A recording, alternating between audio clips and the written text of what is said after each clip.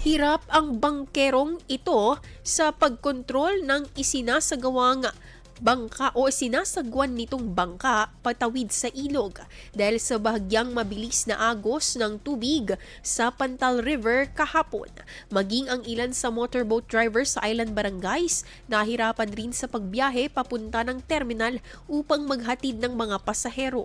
Ani ng ilang motorboat drivers, mas mahirap kung sinabayan pa ito ng patuloy na pag-uulan dahil pati pasahero basa ang abot matapos ang biyahe. Ngunit kahit masungit umano ang panahon, tuloy ang biyahe ng mga maliliit na bangka at motorboat dahil bukod sa sayang ang kita, sila na lamang umano ang inaasahan ng mga residente sa island barangay para makatawid sa city proper. Samantala, tinitiyak naman nila na hindi na itutuloy ang biyahe kung sakaling lalong lumakas ang pag-uulan para sa seguridad nila at ng mga pasahero. IFM News. IFM News. IFM News.